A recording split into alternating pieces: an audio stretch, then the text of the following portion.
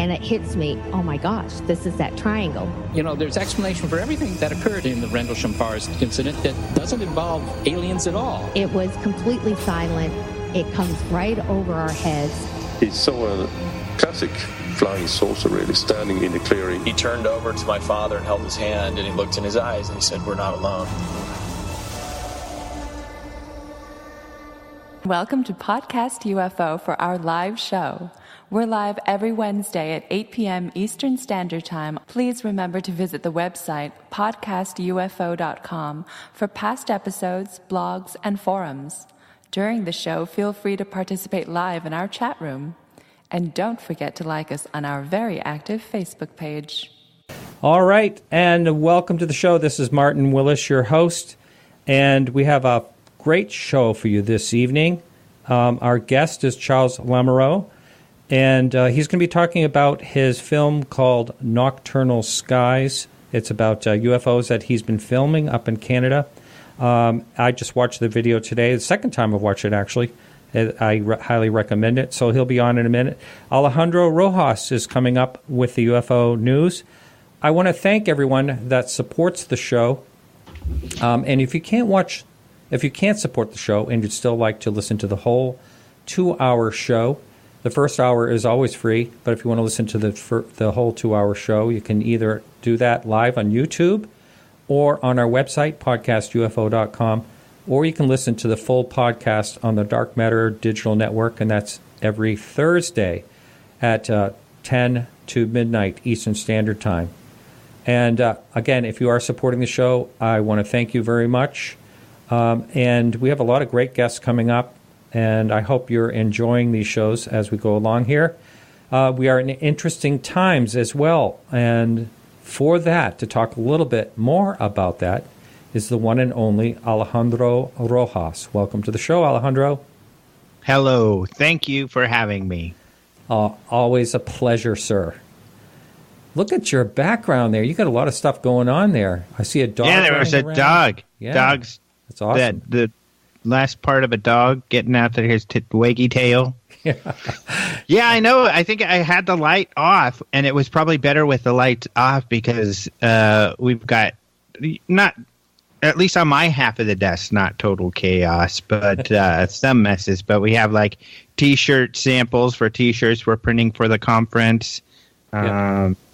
And, of course, all that kind of stuff. Here's this back thing I got for my girlfriend there. And for Christmas, that, of course, is just sitting there. I don't think she's used it once yet. Wow. Hundreds of dollars. But, we've got a lot going on back there. You do, and I'm getting, for every cold day that goes by here, we've been in such a cold snap. Negative 20 degrees here. It's actually starting to warm up. Yes. But for every single cold day, I look so forward to Arizona coming up next month. It was rainy a little bit yesterday and last night, and a tiny bit today, cloudy, but it cleared up, and that's about how it goes here. When we've got rain, it's for maybe the afternoon, and then it's gone. So it's weird, because when I first moved out here, you would go literally a month without a cloud in the sky. Really strange. I love the sunshine, so I don't mind it. But yeah, we're gonna have clear skies, and the weather should be great, and it's always fun because we get to hang out outside. Yeah, and of course you'll be in there helping out, probably running a camera here and there, doing some other stuff. So it's exciting because it is fun. I know that you're a techie. Look at you. You always challenge yourself working with all of this technology. Yeah, and speaking of that, I have help now. This is our first week with some help. So we have help. I have someone helping me out. Awesome. So the shows hopefully will run a little smoother. We will. Well, and I'm just teasing, but we've gone pretty far so far without a major glitch, and that's not normal. Don't jinx it. Yeah. So what's happening for news this week? News this week, a couple things going on. So this is really interesting. I like this story and this angle, and I even used it in a recent story of mine. So these guys asked, it's the East Anglian Daily Times, a UK paper, and they were like, could the U.S. government hold key information on the Rendlesham UFO sightings? That's an interesting question. Here's why. And so I wrote an article called The DoD UFO News is Fading. Now what? Now, we've talked about this. I think things will reoccur.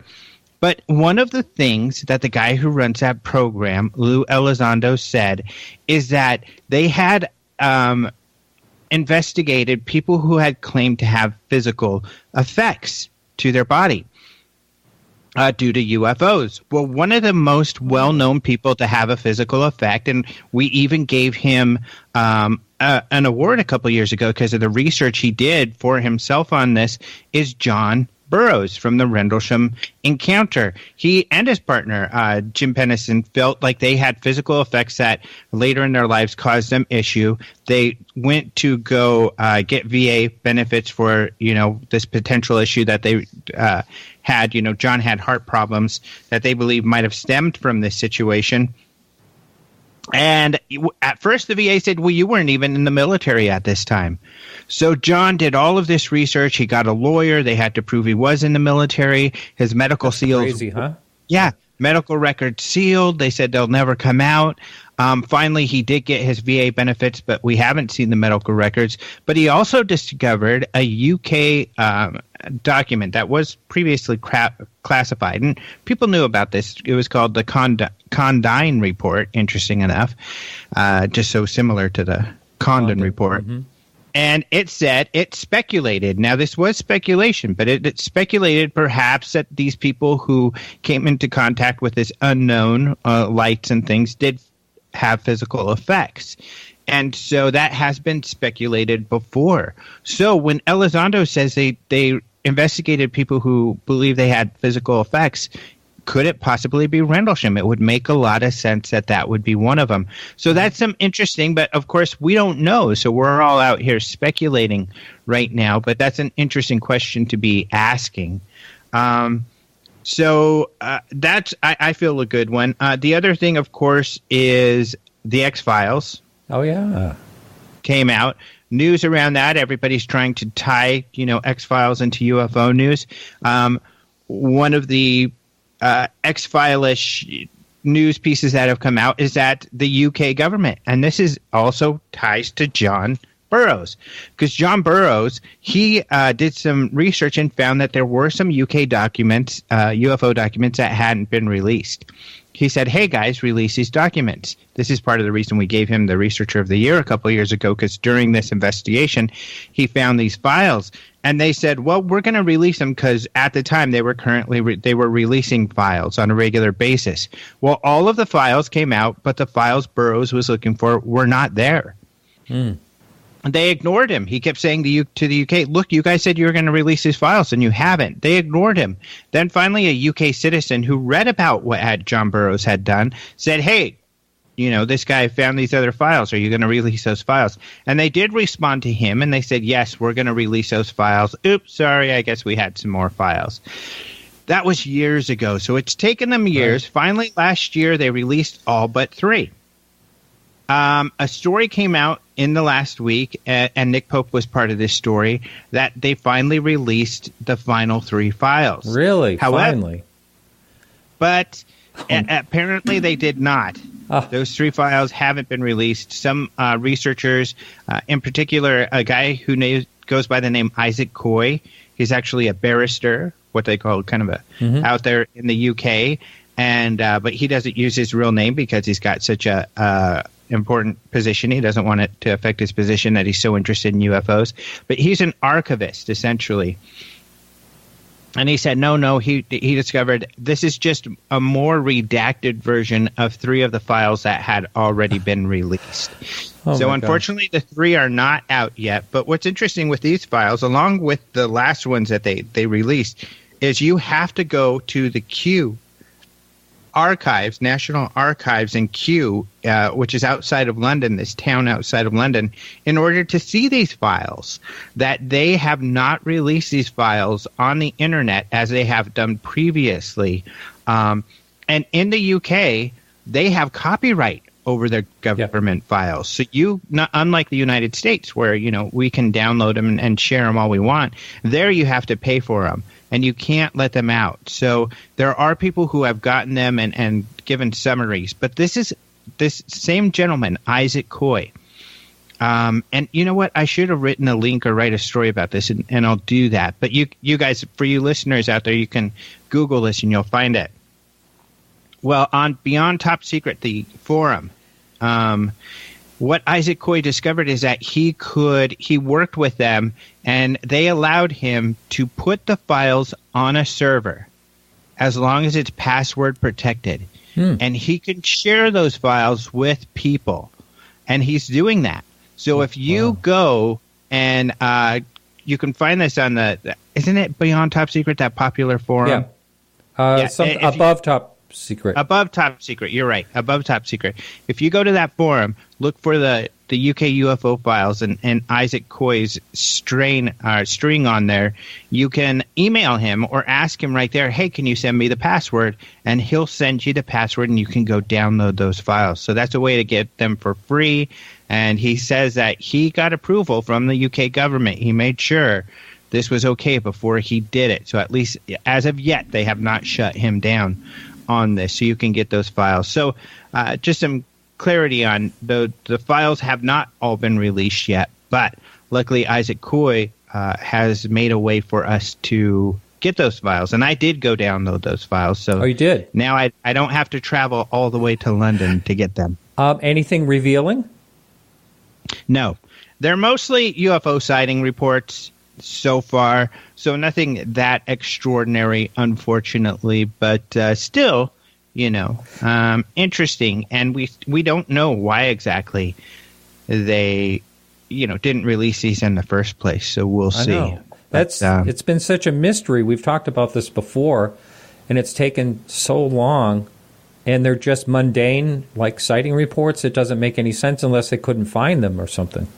Thus far. Now, Nick Pope, who worked for the UK, of course, on kind of like Lou Elizondo, he worked for the government investigating UFOs. He says that he does know what's in the rest of the files. And they're somewhat interesting, but they're not, anything major. So he said, don't get your hopes up, because even when they do come out, they're not going to be that exciting, unfortunately. But, it's interesting, and I would love to know why they haven't released these last three and when that will happen. What do you think about what's been going on? I'm seeing a lot of chatter out there about, people trying to debunk the Pentagon videos and the whole situation. I don't know if you've been looking, or people are sending me things. I don't know if people are sending you things as well. Yeah, I mean, I've heard things and I've seen a few things, but nothing that credible, with the caveat of at least fully debunking. We do know, I mean, the DoD has already admitted that this program did exist. Yeah. And it was funded from 2007 to 2012. So we know that.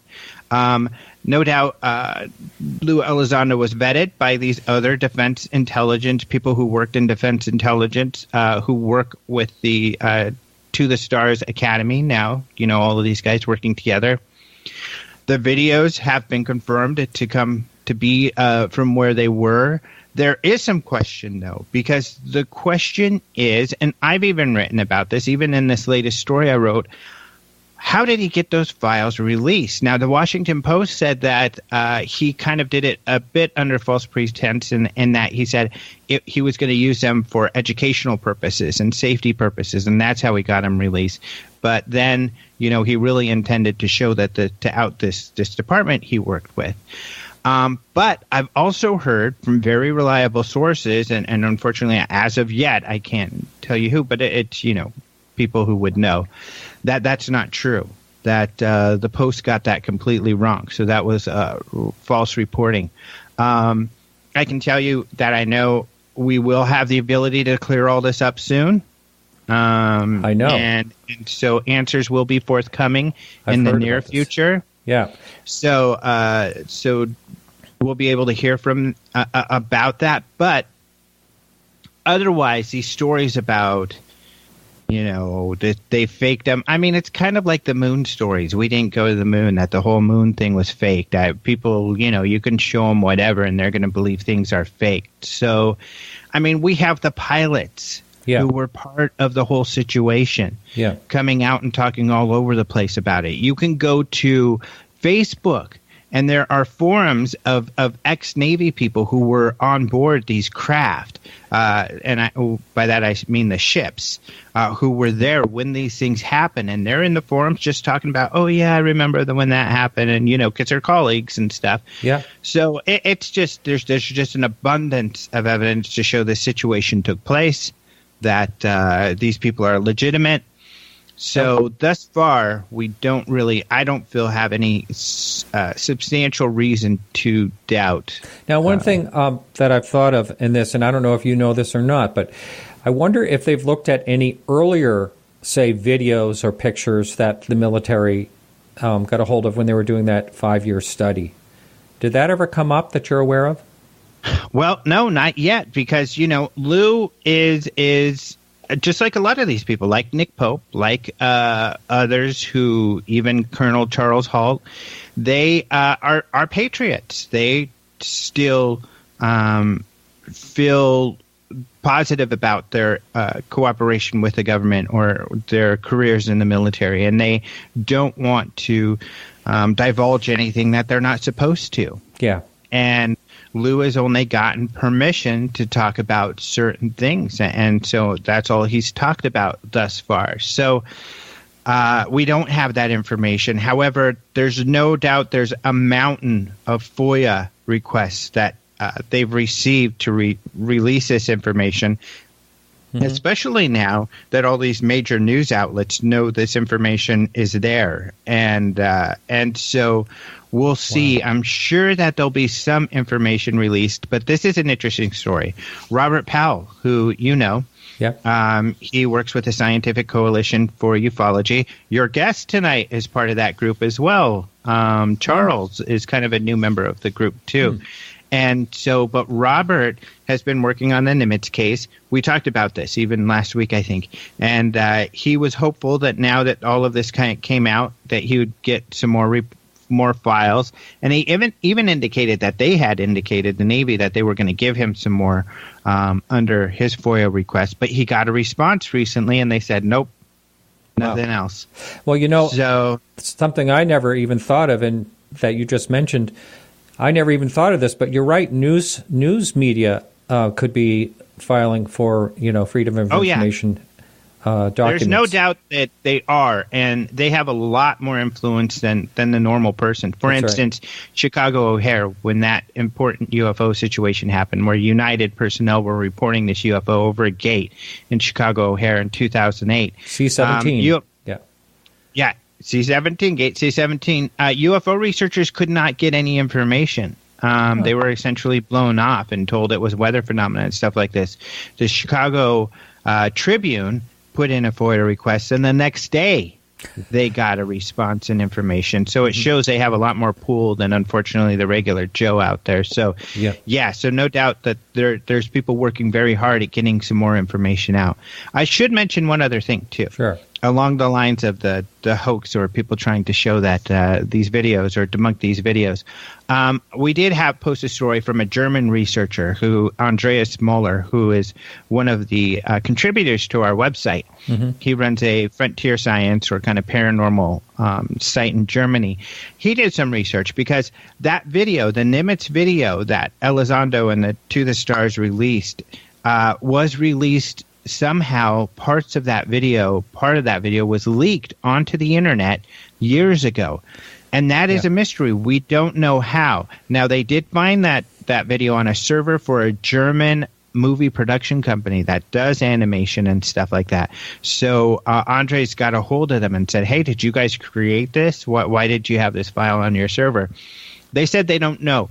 That they did some research. They asked their ex-employees. They're not sure how that was gotten onto their server, but they think it was probably downloaded for reference material. So I've done this. When I went to Hungary for Mars and I was on the set, they will have, and you can see in my pictures on Facebook, their walls are covered with UFOs or space stuff, bases, NASA bases, but also from movies, from television, and it's just to inspire them and to give them some inspiration and direction when they're creating their art or they're creating the fake stuff for the movies and things like that. So that's why they think it was downloaded by one of their people. But we still don't know how it was leaked or who leaked it originally. So that is a question that is still out there. Yeah, I mean, if they had it on their server, they had to get it from somewhere, Well, it was on the internet. They could have downloaded it from YouTube, see. Just like many people did years ago when it first made an appearance on YouTube. Yeah. But nobody knows how it got there in the first place onto YouTube. Wow, what a mystery. But at least it's not the video company said there was no way that it was one of their productions. Right. Yeah. Right. Which is they said pretty important. Definitely not theirs. It is important, and people were saying, "Why are you trying to debunk the video?" And look at it, and people were really upset with me for posting that story. But it's a lead. It's something you have to investigate, and I'm really glad that Andreas, who's a great researcher, he's excellent. Yeah, I'm really glad that he did this research to find that out, because now we know that the situation that's not where it came from. Yeah. Otherwise, who knows? They could have said, "Oh yeah, we made that. That's part of our movie coming up," and then we would have known, hey, there's something fishy going on here. But yeah, right. All right. Well, that's it for this week. Well, thank you so much, Alejandro. That's it. Stay tuned to the UFO Congress, because we haven't released who our keynote is, and we will be releasing that hopefully tomorrow, definitely in the next couple of days, and people are going to be very, very happy about it. I know. I wish you could say it now. Yeah, I wish I could too. Yeah, but I understand. Soon. Yeah. And just one more thing. I'm sure that the show that we did on Open Minds is released now. Lee Spiegel, myself, and you.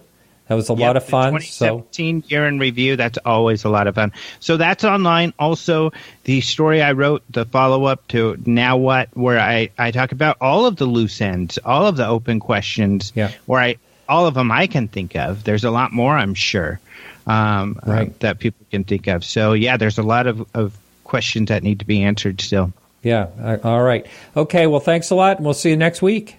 All right. Thank you. Talk to you soon. All right. Have a good one. Bye. Bye. All right, everyone. So hang on just a minute. I'm going to bring in Charles on in just a second here. And so Charles is up in Canada, and he has some really amazing infrared camera equipment. This is kind of how all this started. Charles, welcome to the show. Well, hello, Martin. So it's I watched your video. Actually, I watched it last year, and then I watched it again today. And great stuff. It was actually very well done. Which one? The one Nocturnal Lights. Oh, I've watched a lot of your videos, but I mean Nocturnal Lights, the documentary. Oh, great. Thanks. Yeah. Appreciate it. Yeah. So why don't you explain to the listener who you are, and you haven't been really paying attention to UFOs that long. You never even really thought much of them until you basically are an amateur astronomer, and you saw this thing go across the moon, and that's what started your interest, right? That's it, exactly it. About 10 years ago now. Wow, time flies. All my life. I've been looking at the stars. I've had many, many telescopes. UFOs were the last thing in my mind that I'd ever see in my life. Really a skeptic, never really believed in them. It's fantasy, it's TV, it's sci-fi. But one night, about 10 years ago, I had my telescope out and I was going to do astrophotography of the moon, take some great shots. It was a big full moon.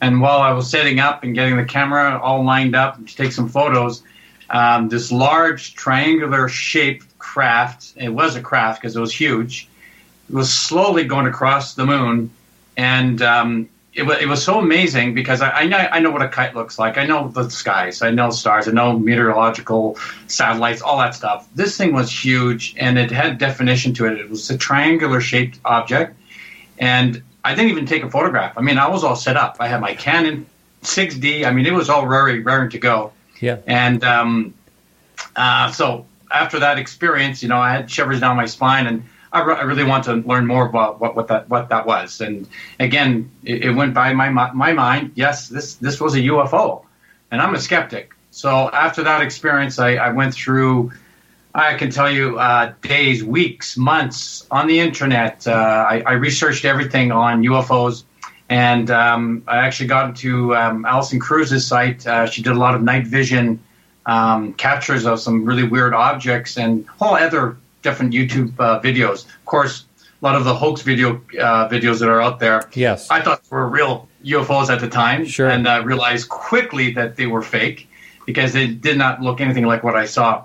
So from then on, I sold my telescope and I bought myself a whole bunch of night vision gear. So I spent over $10,000 worth of equipment, set myself up on my balcony here in downtown Vancouver, and within the first couple of weeks, I was seeing a lot of different things in night vision. And this is the first time I'm using night vision.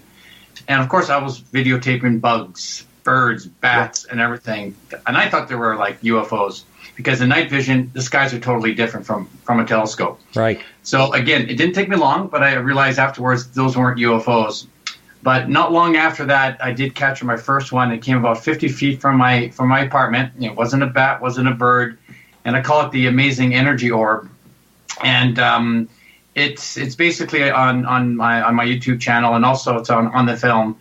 And it came about 50 feet from me, and it was only observable in the infrared spectrum, which was really unusual because it was 50 feet away. And I was looking up, and I was looking on my screen and looking up. There's nothing there, but there's something there. And it was a good size. It was a beach ball size. And so it continued after that. So that was my first real capture, and I've been hooked ever since.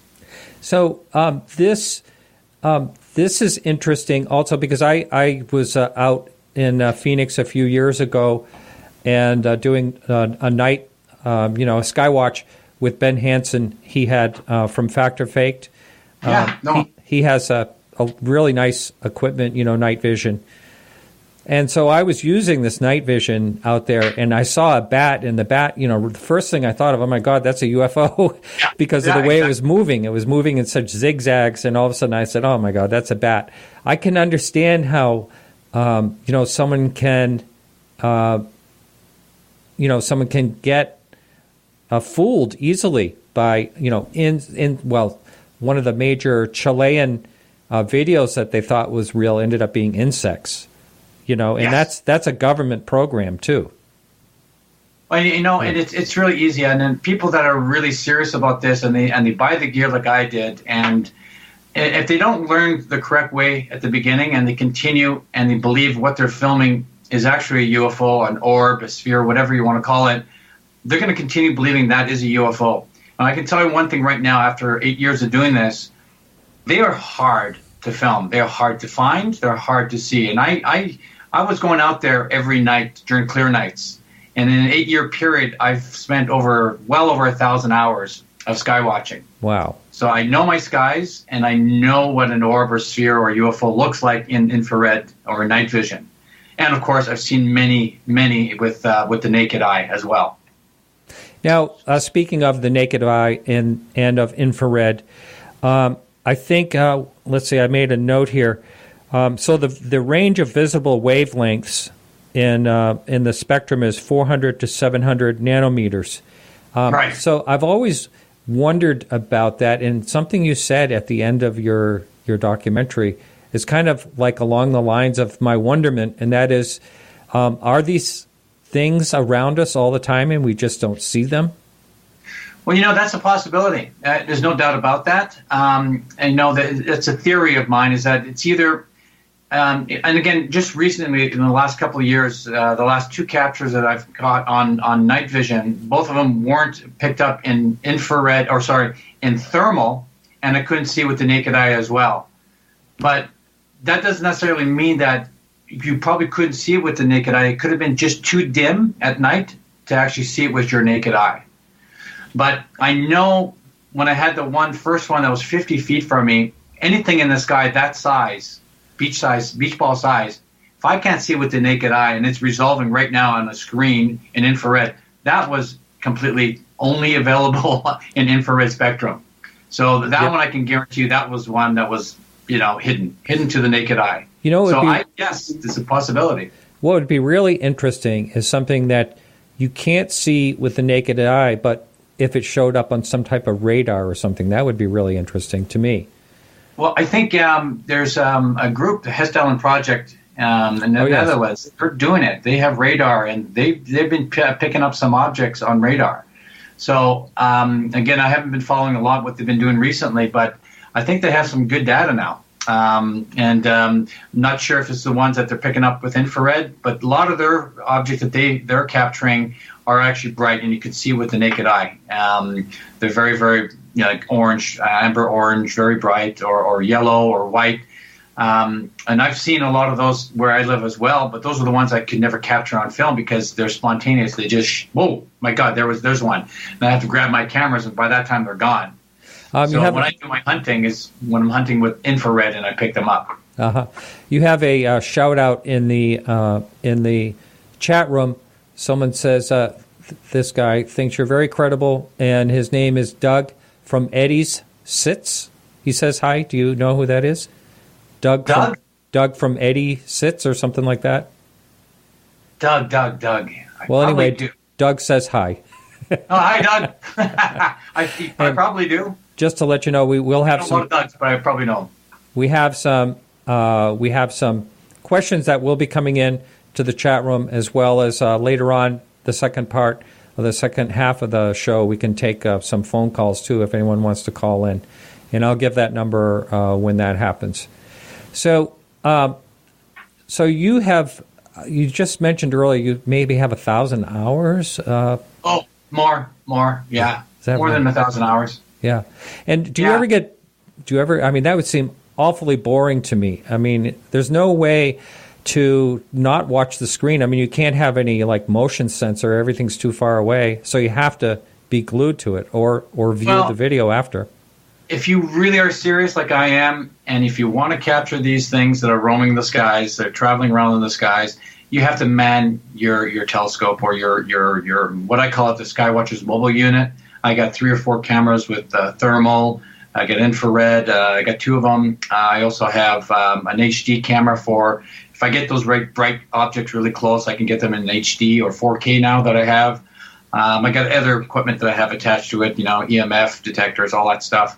I even have a Geiger counter. Oh, really? I have everything set up. So just in case for those, close encounters that come close. And I've had 3 or 4 come really, really close to my balcony. It's just a matter of being out there. A lot of people have cameras that they have motion detectors and they check their videos afterwards, but they're not manned. They're going to miss out a lot. And I can tell you that they're probably going to not see them. And these things are pretty intelligent. They know that you're filming them. In my experience, they know it. I know you went out to Hawaii and you spoke with Ted Rowe. He's been on our show before.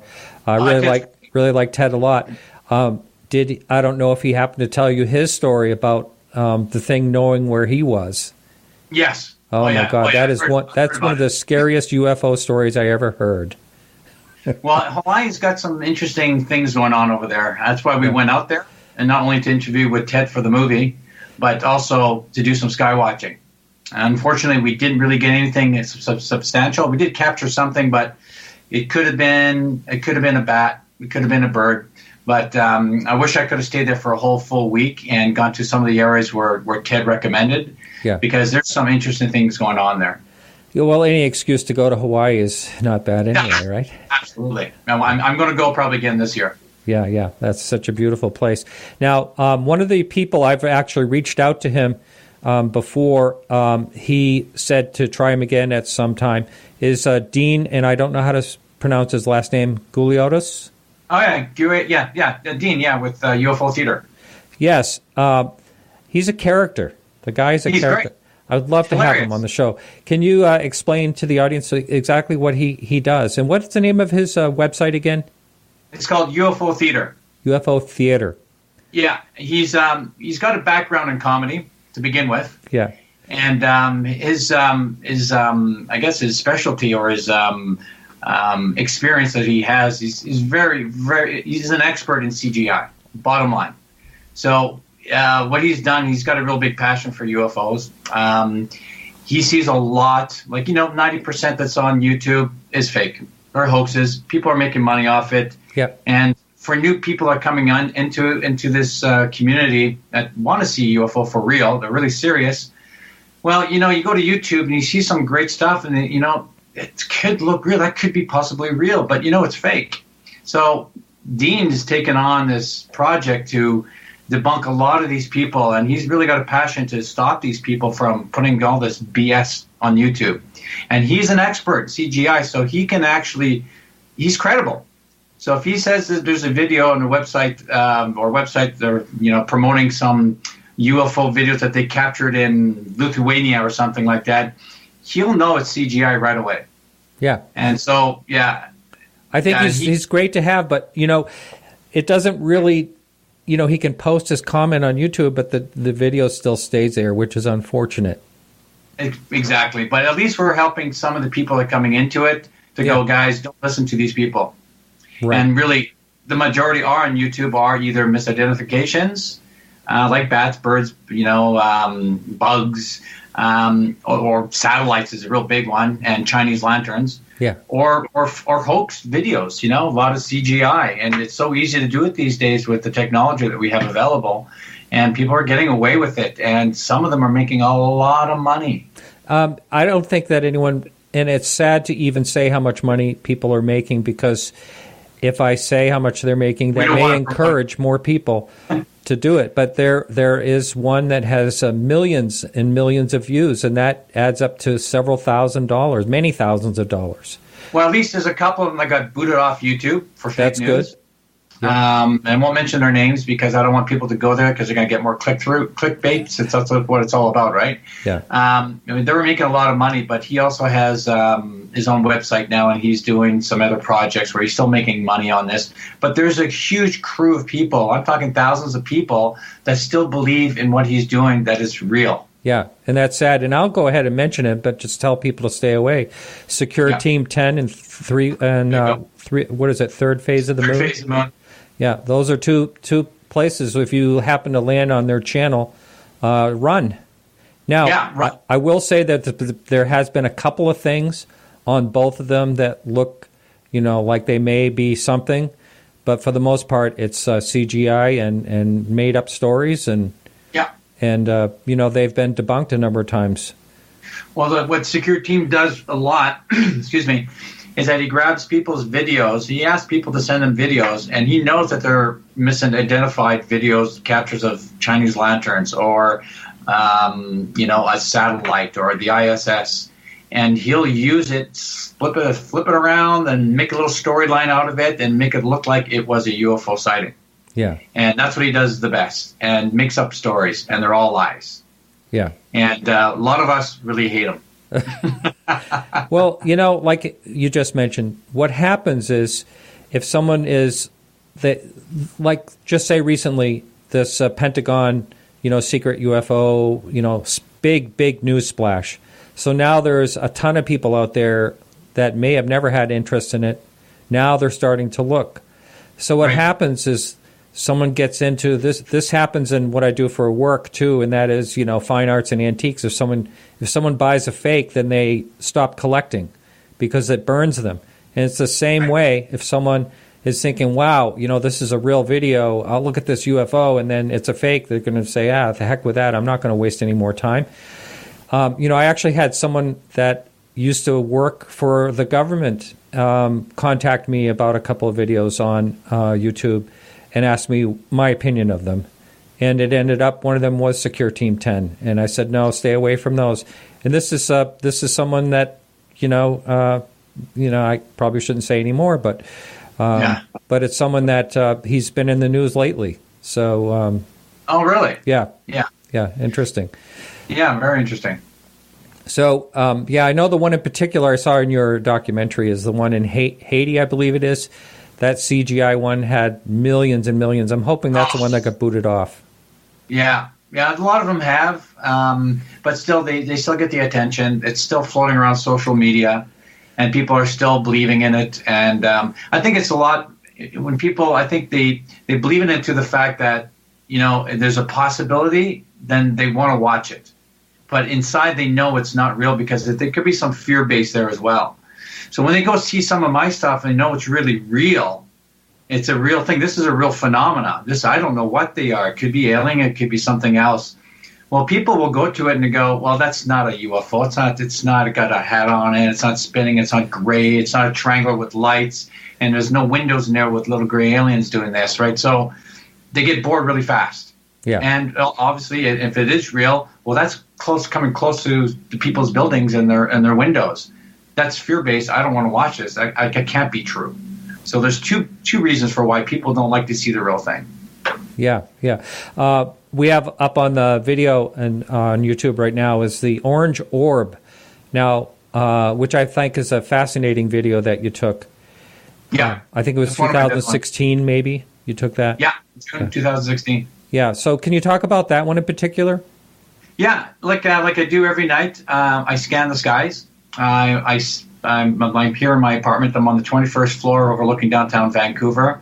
And in the northwest side, or southwest side, I have the bay. The ocean is right there. So I usually scan from south to north, and I do that regularly. And I just do I slice like a pie, I take pieces of the sky. So I've been just doing my natural scan there, Did about 5 minutes into my scan, and I saw these two orange orbs coming in. Immediately, they were out of focus right away. They could be maybe a bird, could be a bat, could even be a moth close up from 20 feet away. But I resolved it. Once I resolved it, and I knew this was a sphere. I resolved it. It was completely perfectly circle. And orbs are circle, completely round. Mm-hmm. And it was translucent. And they were moving with intent, and there was no wind at all, and they were coming in from the top from about 80 degrees above the horizon, and they're settling down, and then they started coming from straight up, coming from the south and going towards the northeast. And then they circled around, and there's no wind. I'm on the 21st floor. I did one of these, and I didn't feel any wind at all. And this thing changed direction 4 times. Not like if there was a wind current, even if it was higher up, if a balloon or a piece of paper or garbage, it would switch around like this, right? It wouldn't flow nicely. Stop midair, turn around, do a complete circle, and it went towards where they're building new condominiums about 300 meters from me. So I kept on filming it, and it got closer to the condominiums apartment complexes. So the condominiums windows, and there's a lot of light. There's actually lights on the crane, and it wasn't radiating that light onto this object. So right away, that's not made of matter at all. It wasn't a piece of garbage. It wasn't a bird. It wasn't an insect or anything. Obviously, it wasn't an insect because it was at least the size of a basketball. And the fact it was translucent, and on the raw video footage, you can't really tell on YouTube.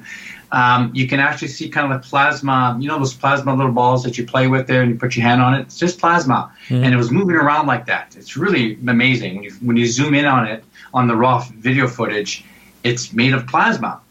The best thing that ruled out anything else other than a UFO is that it had a thermal on it. And just before capturing them on video, I had a bird go by my thermal camera, and you can see a little white object go by. And the birds that come around here, even the bats, they're only about this big. They're finches, and bats are only about 3 or 4 inches long. So this object was at least the size of a volleyball basketball because I had to focus in on it, so it was within 100 feet. So I know my cameras very well. I know my skies. I know my environment. So I can make that judgment right away. So immediately I knew it was an orb, a sphere. And because it did not get picked up on thermal, that must have been made by light. It was a light anomaly. So light, plasma is light. There's no heat or cold from it unless the heat signature or the cold signature was exactly as the background temperature of the sky. And that's how the only way it would be hidden from the background of the sky. But I had it zoomed in behind there was a building behind it and everything, but I still could not resolve it on thermal. which means it was light. It was a plasma ball. Plasma ball that was running around with intent. Wow. It was intelligent. Yeah. Now, I saw a picture of you and Erica Lukes, and Erica was doing a lot of research on the orange orbs. Did you show her that particular video? No, I didn't capture it at that time. That was 2016. I met her in 2015 during the making of my film. Mm-hmm. But I showed her other orange orbs that I do have, which I have some on YouTube and I have some on my computer right here. And I think I may have some on my documentary. I'm not sure if there was another orange orb there. I have a few other ones that are on the documentary that weren't orange, but they were just as significant. This one was not put in the documentary because it was just recently captured last year. I see. Or 2016. Right. So, as far as when you made that video, you had a lot of help. Obviously, was there like a storyline, and you just kind of went by that, or Then these videos were edited, and it's a beautiful job. Whoever did the work. Yeah, it was Gone West Productions. Her name is Frédérique Remy. She's the producer director of. I co-produced it, and she was the director for the video for the film. She's got a lot of experience. She's done some great work. She's doing two or three more documentaries right now. She's originally from France, but she's now a Canadian citizen here in Vancouver. So she has a passion for UFOs as well, and she found me on YouTube, and she gave me a call, and I said, sure. So we did my story. So she wrote up the script. Well, we did the script together, and this is how we're going to do it. And then she directed the film, and, of course, I co-produced it as well. So it was really fun. We had a blast. It was expensive. Yeah. But it was worth it. Yeah. It was definitely worth it. And a lot of people have you're charging $5 to watch it. I've watched it twice, and it was money well worth spent. And I know that the thing that most people don't get out there is they think that you're making a lot of money. and how much have you lost is the question. Yeah. Okay, lost. And then I could put zeros behind that. Yeah. And that happens. It has to be a passion thing, or and that's why I want to do it. We both put some of our money in it, and it's something that she wanted to do for her own reasons, and because she has a passion for UFOs as well, and she learned a lot with me. And we got to see a lot of great countryside, in Canada, U.S., Hawaii. Oh, yeah. And some opportunities to see UFOs, and gone to a conference as well. But it was a great experience. But I wanted the story told. I want people to learn from that. I want people to say that, yes, this does exist. This is not a YouTube video from Secure Team or Third Phase of Moon that they're hoaxing a bunch of stuff. These are real things in our skies. And I even after that I created a website called Static 8 Films, with the number 8, like the Infinity 8, where I'm going to be putting a lot of educational videos how to video UFOs, because anybody could do it.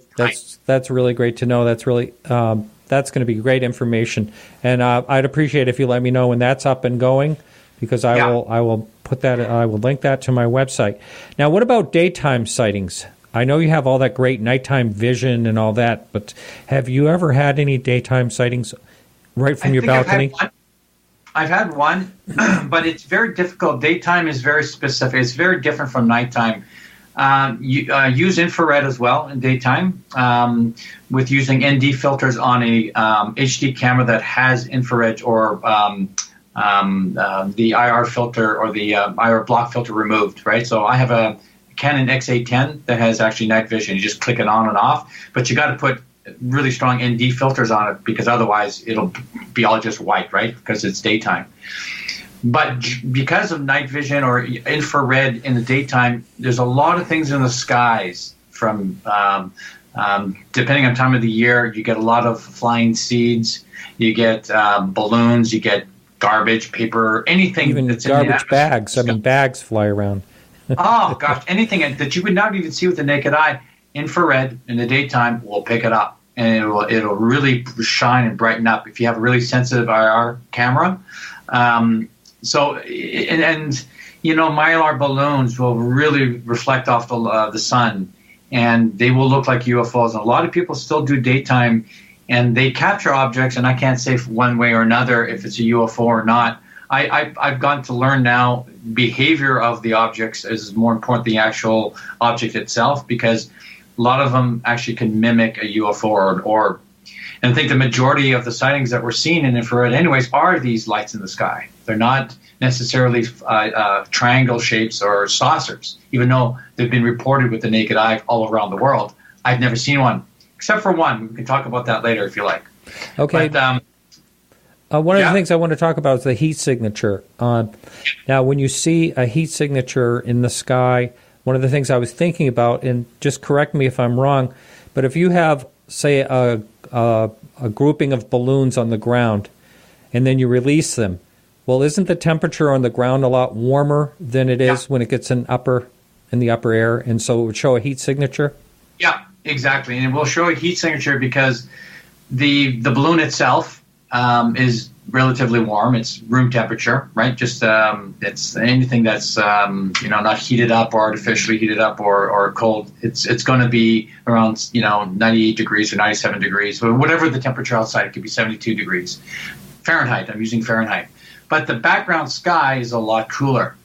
So if you're using a thermal device, and if it's only black for black hot or white for white hot, and you're not using a color palette, it will look like it's hot. Like, wow, that's a hot signature. That's got to be hot. It's hot. But no, it just means it's warmer than the background of the sky or whatever it's behind. So the sky, on average, in the summertime, depending on, of course, the type of thermal device you have, I have a little one. It's called a Thermap. It's a pretty good sensor. But, the reach is, probably to maybe a mile or half a mile up in the sky. It's a minus 10 degrees Celsius. So the balloon is referring to the background temperature of minus 10. So, of course, it's going to be black hot. I didn't know that when I first did it. I go, oh, my God, there's a UFO. It's black hot. It's got to be hot. It's got to be hot. But no, it's just a balloon. It's regular temperature. So you have to use a color palette, then you can get the real temperature on it. I see. Now, what about, I heard you mention distance a couple of times, and that is something that is very difficult to judge, generally speaking, unless there's triangulation. So how are you coming up with those distances? Well, specifically for me, I use rangefinders. I got a rangefinder. I know my environment from the buildings. The only time it's very difficult when it's straight up in the sky and I got no reference. Unless it's over by the clouds, up in the clouds, and I can check where the cloud coverage is on, weather channels, weather apps.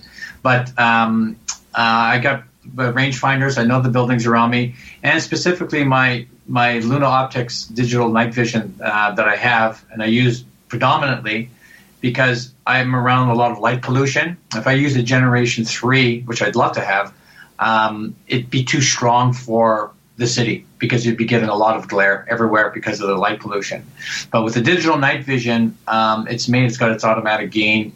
You won't get those big glows, right? The big flashes of light, even though sometimes it does with bright lights. You can still use those night vision devices in the daytime. So that's what's beautiful about it. I know with this device I have, it's a 40 millimeter lens on it. If I have to focus in on an object, if it's blurred and I'm zooming in on it, I know it's within 100 feet. And if I have to focus in on it, because the infinity on that camera that I have is 100 feet plus. I see. So anything within 100 feet, if it's blurry, it's within 100 feet of me. So that's the closest I can get. And of course, depending on the buildings around, I can get pretty close to how far it is from me. And a lot of my objects, believe it or not, are within 100 to 300 feet from me. Except for the high-flying ones that eject objects, they could be as high as the planes. They could be 30,000 feet up. I have no idea. All right, and now, I've seen some of those. What about where you live? Are there other people reporting sightings there, or is it just what there are? Okay. There are, and this is really, that's great that you brought this up. I had a sighting back in 2015. It's on MUFON. I have it somewhere. I'd have to send it to you. And I had no idea about this person. In about 2015 or 2013, I can't remember. I had a laser. It was an infrared laser. And I was playing around with an orb one night. And this is an infrared laser. You can't see with the naked eye. But I was getting frustrated because they were coming around my balcony a lot in about 2012, 2013. But they wouldn't come very close to me, and they wouldn't stop and tell me who they are or what they are. I was getting frustrated. But there was one that was coming around, and I had my laser out, and I was playing with it, and I hit it with the laser, and it flared up. It came up to the size of a beach ball. And it was just a point of light on my night vision. It was just a speck. So I thought it was really small, but it was actually the size of a beach ball when the laser hit it. When I did that, I lost it. It took off. I guess I scared it. I don't know. So I was packing in my cameras. 5 minutes later, there's these 3 large orange amber spheres that just popped up over the Granville Street Bridge. I don't know, over 1,000 feet maybe, because it felt like they were near, that I can see almost detailed, but it was... I couldn't see it if it was a craft, but it was plasma. It was like plasma, but it was darkish, amber or orange, burnt orange. But 3, the size of cars. And they just bloop, bloop, blinked up, and they're moving towards me. I ran into my balcony, from my balcony into my house. That's how scared I got because they were so large. And I thought maybe I got one of those orbs pissed off. I don't know.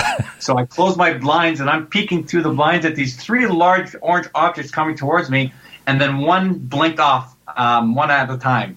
So it lasted about 10, 12 seconds. So the first one blinked out, and the second one kept on moving towards me. It blinked out. And the third one came towards me and blinked out. So then I went back on my balcony, grabbed my night vision to see if they're still around, and they weren't. They're all gone. Wow. So just recently, about 2 months ago, someone contacted me, found my Facebook page, my YouTube channel, my email, sent me an email. Charles, I just saw your video and your. I had actually had another interview, and I had explained this situation before she had seen it. She goes, I saw the same 3 orange spheres. I was right underneath it on Granville Island. I was rollerblading, and I took a break, and I saw it. She even sent a photo to, not a photo, but someone did a nice, actually, representation painting of it, and sent it to MUFON. And so if you go to the MUFON, back in I have to give you the dates, the exact dates. There's my report and her report side by side, and they're only off by 1 day. What I did is when I posted my UFO video of the orbs that I was playing around with the laser, it was the same night. But I posted the night I made the video, but I had captured the night before. Yep. So the only difference is the day, but the minutes were almost identical. So, wow. It was valid. It was a valid sighting. She's seen the same thing. But she was right underneath it. And what she saw these 3 objects not disappear, but come down really fast from up there and come close to where she was at about 2-story building. And she said they were size of cars, 3 of them. Wow. And then they blinked out. So I don't think they really blinked out. I think they went so fast I didn't notice it. Well, I was hiding behind the blinds, first of all. Well, there's a lot of people speculating about that whole thing. When the things do seem to blink out or just absolutely vanish instantly, and sometimes come back.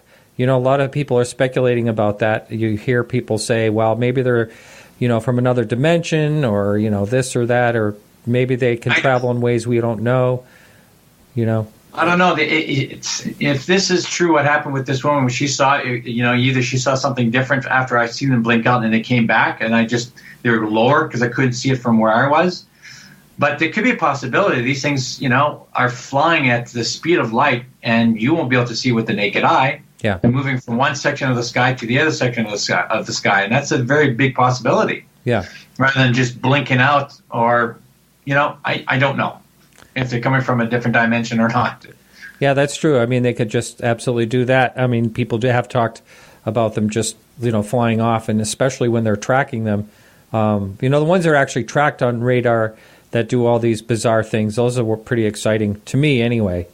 Because those are even more hard to explain because there's actually data. Yeah, absolutely. Now, what about your friend or the person you spoke to in Pennsylvania that has been filming similar things to you? Yeah, Allison Cruz. Oh, that's Allison Cruz. Yeah. Okay. Yeah. She's got.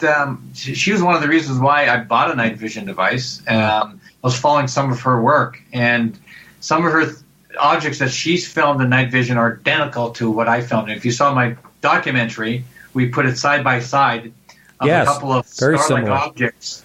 Yeah, and they eject objects, and they're identical. They shoot and they wiggle towards the ground. And I just captured one just last year, a small little orb. I don't think you've seen it. Over where I live is about only 100 feet away was a small sphere, a small orb, and it came down, and it just kind of overlooked where Deadpool was doing a movie set. There's a movie set. It was a disaster area, so it was in that area, but it was at nighttime. Stopped, it looked at the Deadpool set, and went up, stopped, and then it took off, and then ejected something again. So what are they ejecting? I have no idea what that is. But that is a phenomenon. That, for me, validated that wasn't a bug, it wasn't a bird, it wasn't a seagull, it wasn't a bat, it was that anomaly, if you want to call it an orb or a sphere. So many people have reported seeing things that, are ejecting something, shooting straight down. People have seen them go into water. There was someone talking about that recently on one of my shows, seeing these orbs go into the water themselves from some type of craft, which is bizarre. We're right at the top of the hour, so if anyone wants to... So that's it for the show this evening. Thanks so much for listening, and we'll be back next week with Linda Zimmerman, a repeat guest. She's going to be talking about ghosts as well as UFOs, and as I said, we're going to have a little bit of a variety now and then, so she'll be back here next week. We'll be here at the same time. You can always watch us, the full show, live on our website, podcastufo.com, every Wednesday at 8 p.m. to 10 p.m. Eastern Standard Time, or you could support the show to listen to full shows, and all that information's right there. Thanks so much, and keep your eyes to the sky.